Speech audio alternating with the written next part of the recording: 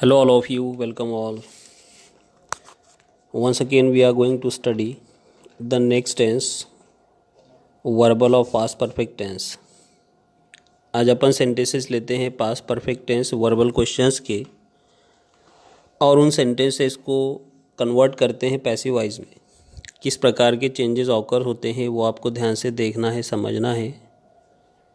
So first sentence is had Sita written a novel when she was young. ये sentence actual में complex sentence है. इसमें दो clauses है. Had Sita written a novel, first clause when she was young. ये second clause है, dependent clause. Complex type of sentence है.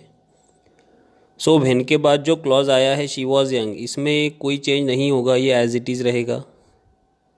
Before when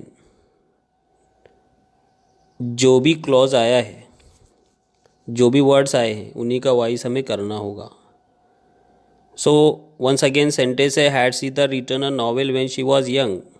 इस सेंटेंस में had helping verb, Sita subject, written third form of the verb, a novel object, first object we can say. और when से लेकर she was young तक ये clause as it is रहेगा और लास्ट में ही रखा जाएगा सेंटेंस के.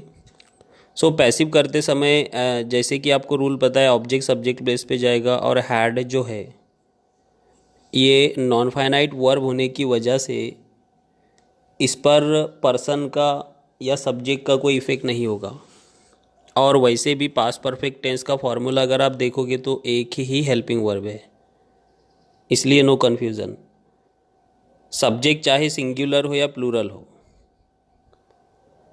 काउंटेबल नाउन हो या अनकाउंटेबल हो, किसी भी प्रकार का नाउन हो या प्रोनाउन हो, हैड ही रहेगा. पास्ट परफेक्ट टेंस में वो चेंज किसी और हेल्पिंग वर्ब में नहीं होगा. सो इस सेंटेंस का वॉइस जब अपन करेंगे तो अ नॉवेल ये सब्जेक्ट प्लेस पे जाएगा और उससे भी बिफोर आएगा helping verb had. So passive बनाते हैं सेंटेंस का. Sentence once again had Sita written a novel when she was young. इसका वॉइस हो जाएगा had a novel been written by Sita when she was young. अब यहाँ एक एक्स्ट्रा वर्ड अपन ने यूज़ किया है BEEN बीन. और पास्ट परफेक्ट टेंस का या प्रेजेंट परफेक्ट टेंस का या फ्यूचर परफेक्ट टेंस का, इनका जब भी वॉइस होगा तो BEEN बीन उसके अंदर आएगा ही आएगा. नेक्स्ट सेंटेंस लेते हैं. Had Nidhi called you before a day.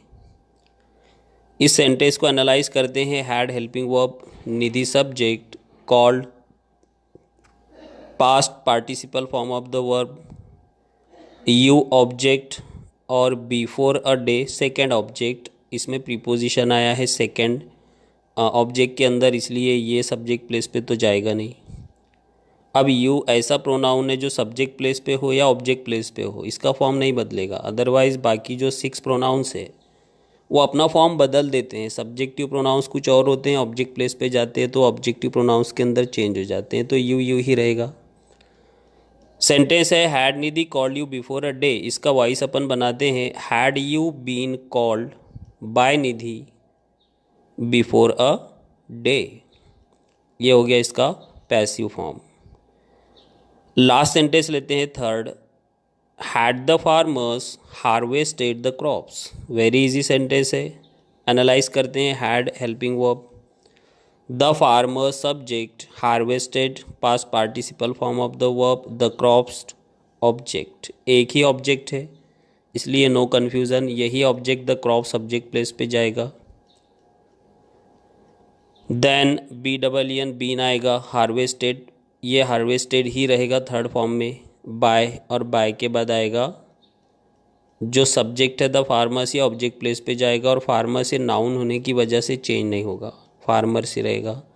So answer हो जाएगा इसका had the crops been harvested by the farmers. इस टाइप से अपन ने 3 सेंटेंसेस स्टडी किए. Past perfect tense verbal question को पैसिव में कन्वर्ट किया.